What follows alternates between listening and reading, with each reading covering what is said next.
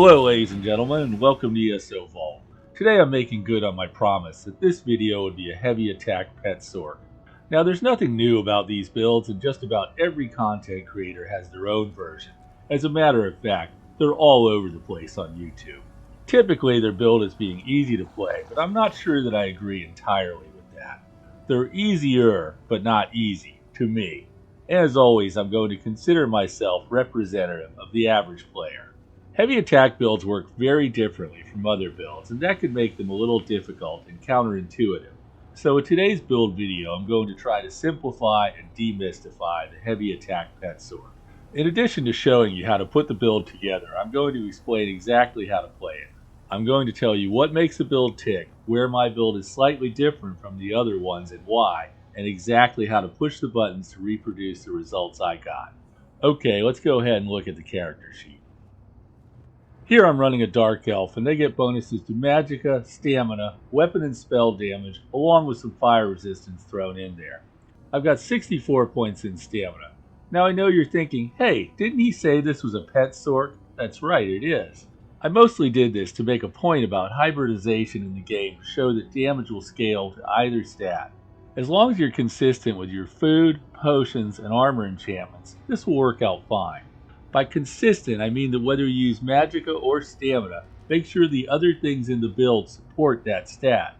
I do have another motivation here though. One of the problems Magicka characters can run into is running out of Stamina. Because Stamina is what you're using for blocking, dodge rolling, and running, that's a bad thing. With this setup, I don't have to worry. I'll never run out of either stat. Health here is really high at 27,000. One of the advantages of heavy attack builds is because they don't have sustain issues, you can spec into health by running a buy-stat food. Why no sustain issues? Well, if you're continuously heavy attacking with a staff, you'll never run out of Magicka. And here you see I'm running buy-stat food, which gives me health and Magicka. I'm running the Thief Mundus, which is the standard unless you're going to do a build for a specific purpose like PvP or arenas, where you might choose to run something different. Alright, I'm going to look at skills now. Let me start by saying that almost all the damage in a heavy attack build comes from surprise heavy attacks. Unlike 2-bar builds, you're rewarded here by using a minimal number of skills. That's why pets work great. Now most builds advise using the Twilight Tormentor for more damage. But if you do that, you'll give up one of the best heals in the game. I slot the Twilight Matriarch, which does damage, and if you press that button again, you get a huge burst heal. My other pet is the Volatile Familiar. Once every 20 seconds, I'll press a button to remind the familiar to do its special attack, which nearly doubles its damage.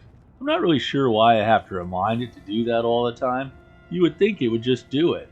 Increasing the damage of the pets is the Daedric Prey skill. Daedric Prey also explodes when it ends for extra damage. This is the skill you use most in the rotation. I'm also running the Destruction Staff skill, Elemental Blockade. Most builds will advise you to run Unstable Wall for extra damage, but with 80% of my damage coming from heavy attacks, I have to reject that. As an average player, I can't get much mileage out of Unstable Wall. With a shorter duration than the other morph, I'll be working myself almost as hard as if I was running a 2-bar build.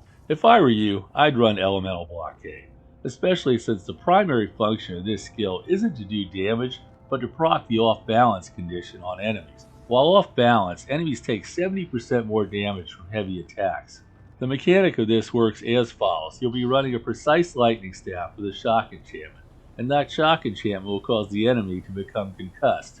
Either morph of all elements will cause concussed enemies to become off balance. There, now you know exactly how off balance works, except for the duration.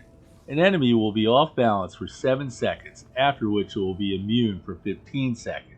At this point, you know almost everything you need to know about heavy attack builds. The last thing you'll need to know is gear, because unlike 2-bar builds, 1-bar heavy attack builds are entirely gear dependent. Without the right gear, they won't run at all. Before I get to gear though, I'll need to finish skills. Right now I'm running Elemental Drain to apply Major Breach.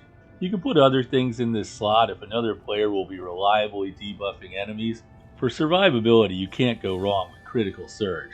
Last, I have the Greater Storm Atronach as my ultimate. All my skills come from either Sorcerer skill lines or the Destruction Staff line, so leveling this is easier than just about anything else. Next, I'm going to zap the hell out of one of my usual Sleepy World bosses, but before I do, I want to tell you how to run this. Naturally, you want to have both pets up and running. I'm actually using an add-on that tells me if they die. Because the matriarch is my heal, I need to know if it dies right away. I'll start with Elemental Drain, which doesn't even draw aggro, so it's a great way to start. It has a 1-minute duration, so I won't need to revisit that skill in this fight. Then I push the button that tells my volatile familiar to fight as hard as it can here and do extra damage. Seems stupid, right? Alright, next I lay down Elemental Blockade. Finally, I use Daedric Prey. Now my whole job is just to hold down the heavy attack button. Well, almost my whole job. You use skills here by queuing them up. If you want a skill to fire, you simply queue it up by hitting that button. When the current heavy attack finishes, the skill will fire. The skill you'll be queuing up most is Daedric Prey, but don't queue it before it expires or you'll miss out on the explosion damage. Either listen for the explosion and then queue it up, or if you're hearing impaired or would rather count, just queue it up every third heavy attack. It seems like it should work every other heavy attack, but unfortunately Daedric Prey has a duration that won't cooperate with that. It's a hair too long. If you're listening, you may get away with 2 sometimes, but not always. The other skill you'll need to refresh is Elemental Blockade. Don't get fancy here. Just wait until you don't see lightning on the ground anymore, and then fire it. If it's a choice between Daedric Prey and Elemental Blockade, refresh Daedric Prey. Elemental Blockade can wait. Anyway, the odds are greatly in your favor that Off Balance will be on cooldown during any little gaps in Elemental Blockade. You have to remember when you're in a group that you may not be the only one applying Off Balance anyway. Odds are the other player hauling that lightning staff around is doing the same thing. Okay, hopefully now you know something about Off Balance and how heavy attack rotations work. When in doubt, hold that button down. That's where all the damage is coming from. Okay, let's see it in action. How about a little high voltage, you Daedric piece of crap? I drop my ulti on him after I get the other skills up and running. Did you hear the Daedric Prey explosion? When you hear that, you're definitely good to cast another one. Wall of Elements expired there, but so did Daedric Prey. There goes Wall of Elements. I used my Twilight Matriarch heal.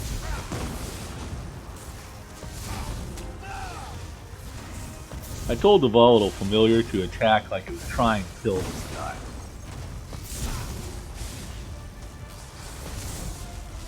Look at him go with those underhand lightning attacks. What is this, softball? I don't think that guy got the message that we're trying to do some damage here. Oh, never mind, he's done. 40,000 points of DPS. You don't have to be a math whiz to see that 70% of the damage came from heavy attacks. What did I tell you earlier? 80%? Oh well, that's not so bad. I was looking at one of my videos earlier and I realized the thumbnail said it was a stamina build when it was actually a magicka build. Jeez. Up in the right you can see Off Balance was up 30% of the time. That's close to the theoretical max. You can go beyond that in a short fight, but not by much. Alright, let's leave this loser's frozen carcass and look at gear. Okay, first up is the lightning staff of the sergeant. You'll have to grind Wayrest sewers for this. Because this set comes in heavy, you need to put this in the weapon and jewelry slots. You can't use the other set in these slots.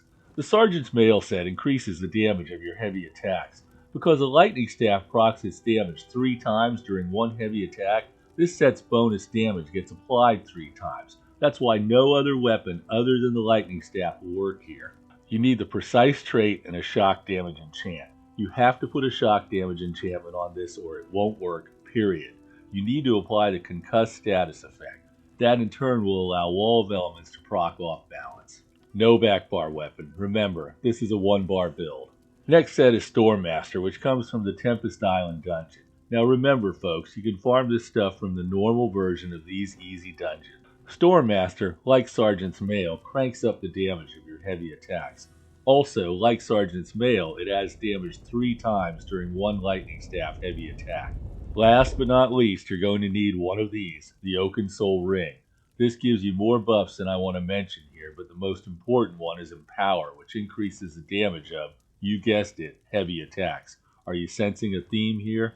Oaken Soul isn't bad to farm as far as mythics go, which is good because you've got to have it for this build. By the way, This is what makes this a one bar build because it doesn't allow you to switch bars while you're wearing it. That's the gear. If you want to do a one bar Pet Sorc heavy attack build, you've got to have these sets. No substitutions, replacements, or warranties stated or implied. Body pieces in this are medium with one heavy and one light. Remember, Sergeant's Mail only comes in heavy, so you're stuck with one heavy piece, unfortunately. Traits should be divines. I'm wearing mostly divines here with a few oddball pieces. Jewelry is bloodthirsty with weapon damage and chance. And it's time for the champion points. Blue slottables are Weapons Expert, Deadly Aim, Wrathful Strikes, and Fighting Finesse. Weapons Expert is the one you don't usually see, except in heavy attack builds. And that about wraps things up. I know I didn't cover everything, but I don't want you guys to be here all day. I didn't mention that I was wearing slime cross shoulders, and you probably caught that. You guys are sharp, otherwise you wouldn't be playing this game. Damage-wise, this heavy attack build was in line with the other builds I've given you, so you may be asking yourself, why play a 2-bar build? My answer to that is that it depends a lot on what you like, what you enjoy, what you think is cool. If you tell me you're playing something because you think it's cool, I can't really argue with that. But beyond the cool factor, 2-bar builds tend to outperform a little bit, and the better they're played, the more that gap widens, especially in group content. Maybe you want to play 2-bar endgame builds using dynamic rotations to get the maximum possible damage. Trying your hand at 2-bar builds using static rotations is probably a good place to start. I don't know what kind of setup will work best for you. You guys will figure that out. I'll keep doing different stuff, and maybe you'll see something you like. Well, I hope you enjoyed the video and found something you can use. I'll be sprinkling in more of these 1-bar builds here and there because they fit in with my goals that I started the channel with. I want a channel for average players that want to do most of the content in the game, but don't want to or can't play the game with the kind of expertise you see in a lot of content. I want to show how the game can be tackled without perfect rotations, best in slot gear, and an excessive amount of time attaining those things. A lot of players in the game are invested in different areas, and I think many of these players can appreciate a more relaxed and simplified approach.